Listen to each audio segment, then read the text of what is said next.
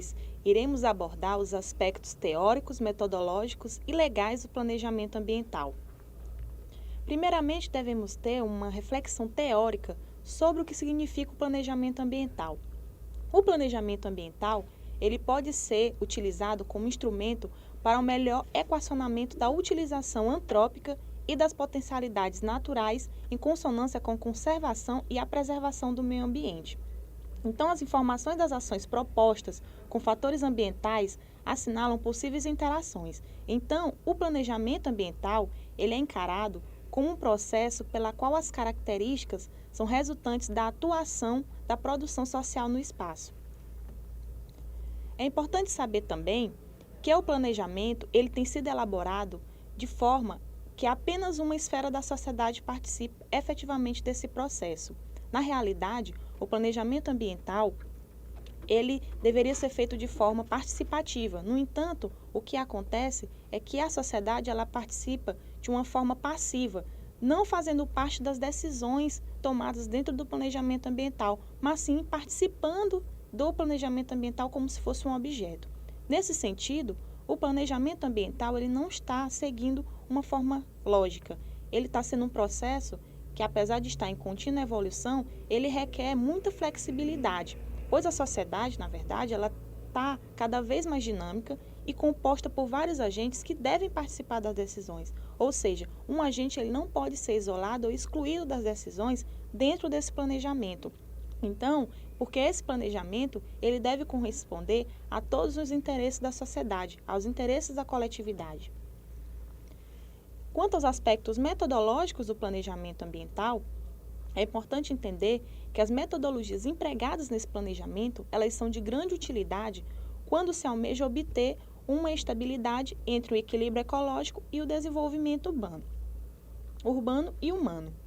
Para tanto, se procura observar que a base na qual se apoia a formulação e definição de estratégias de desenvolvimento nacional, regional e setorial, ela deve compreender uma caracterização da dinâmica do ecossistema com o todo, a fim de uma melhor avaliação de suas potencialidades, como, por exemplo, ambientes aproveitáveis para o homem.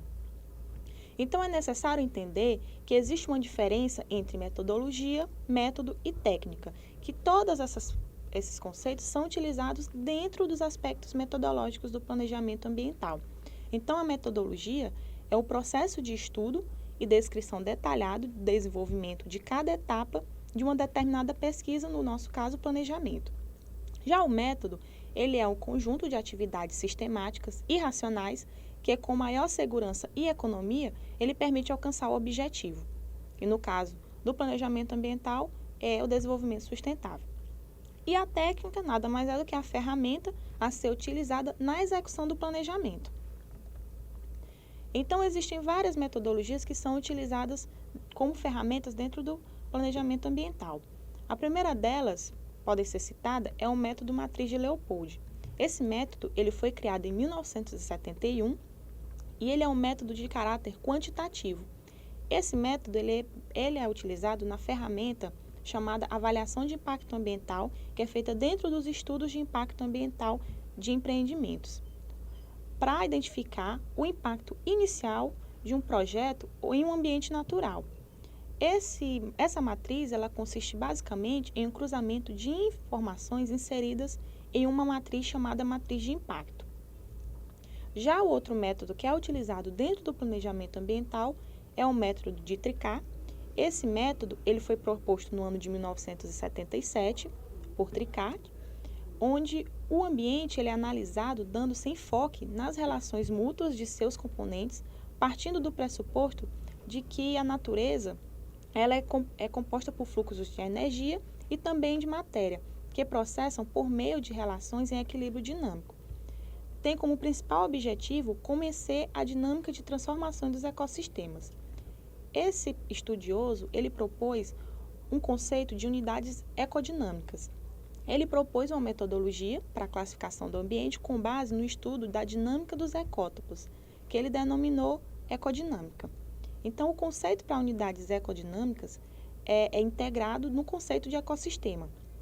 Esse conceito ele se baseia no instrumento lógico de sistema e enfoca as relações mútuas entre os diversos componentes da dinâmica e também os fluxos de energia e matéria no meio ambiente.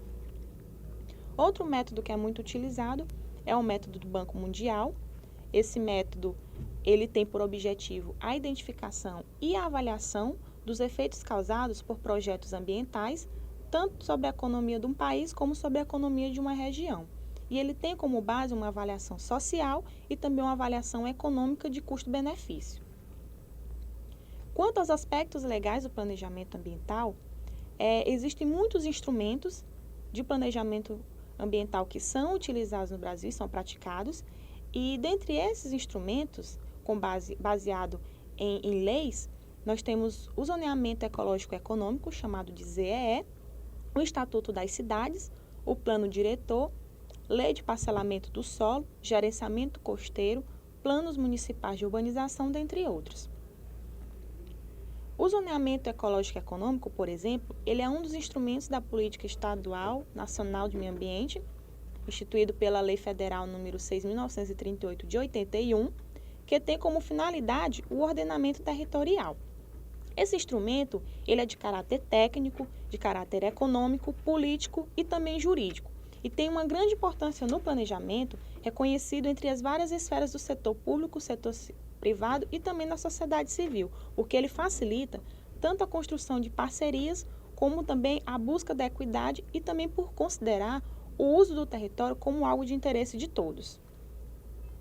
Então, o zoneamento ecológico econômico, ele foi regulamentado pelo Decreto Federal 4.297 de 2002 e ele é baseado em duas vertentes, que a primeira é proporcionar base técnico-científica e operacional ao planejamento estratégico e também apoiar técnica e operacionalmente as atividades de projetos de ZEs no país, nas dimensões tanto subregionais, estaduais como locais.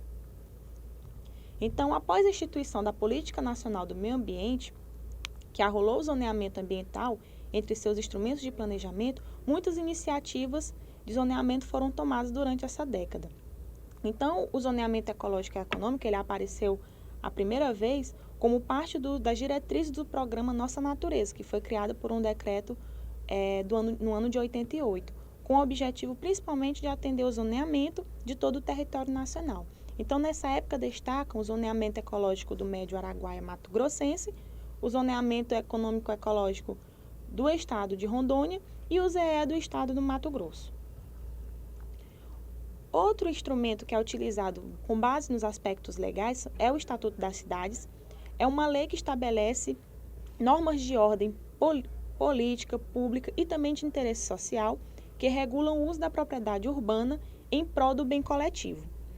E ele se vislumbra com o desenvolvimento das ações sociais e propriedades urbanas baseadas na moradia, saneamento ambiental, infraestrutura urbana, transporte, serviço público, trabalho e lazer. Também preza pela gestão democrática e participativa, planejamento do desenvolvimento das cidades, com uma distribuição espacial da população e atividades econômicas corretamente, e evita também, além também disso, corrige as distorções do crescimento urbano e seus efeitos negativos sobre o meio ambiente.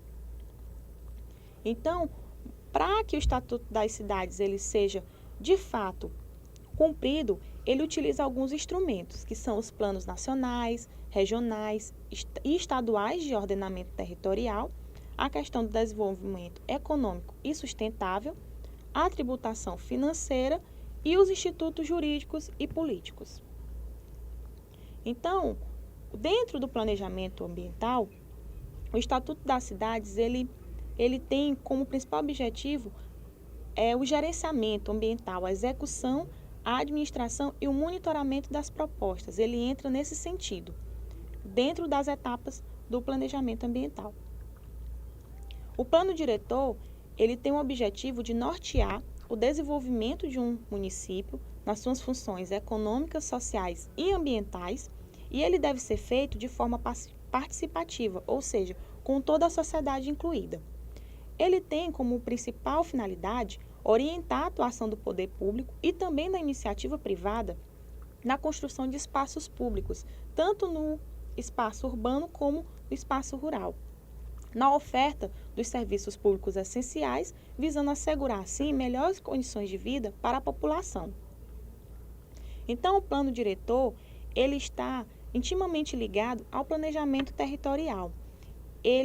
Tem uma política de desenvolvimento municipal que visa o planejamento territorial e inúmeros desenvolvimentos são inclusos nessa política, que é o desenvolvimento social, o desenvolvimento econômico, o desenvolvimento cultural e o desenvolvimento ambiental, em que toda a cidade ela deve ser vista como um ambiente de inclusão, ou seja, toda a sociedade esteja inclusa nesse processo. Então, o plano diretor, ele preza por ações e medidas para assegurar o cumprimento das funções sociais da cidade, os objetivos também com temas prioritários e estratégias para o desenvolvimento das cidades. Ele vem como os instrumentos da política urbana previstos por esse estatuto e também o sistema de acompanhamento e controle visando a execução e implementação do plano diretor. A lei do parcelamento do solo, ela vem com o objetivo de desenvolver diferentes atividades urbanas com a concentração equilibrada destas atividades e de pessoas no município, estimulando e orientando o desenvolvimento urbano, rural e industrial mediante o controle do uso e aproveitamento do solo. Ou seja, a lei de parcelamento do solo, ela veio com o intuito de organizar o território em lotes, fazer com que essa ocupação do solo ela seja feita de modo ordenado. A partir daí, a lei foi criada em dezembro de 79, com o principal objetivo exatamente de ordenar o crescimento das cidades brasileiras e também com o intuito de proteger o comprador de terrenos urbanos. Nesse sentido, toda e qualquer ação, seja do poder público, seja de iniciativa privada, necessita de um planejamento. E, sobretudo, esse planejamento ele deve ser baseado em questões teóricas, em questões metodológicas e também nos aspectos legais. Não existe um planejamento que seja feito sem uma base teórica, sem metodologia a se cumprir, a se fazer e sem um aspecto legal para que aquele planejamento ele esteja de forma correta. Então, envolve a utilização de recursos naturais, planejamento ambiental, ele tem uma importância muito grande. Então, é necessário que esse planejamento ele seja feito de forma em que todos esses aspectos eles sejam incluídos nele. Assim, terminamos a aula de número 2.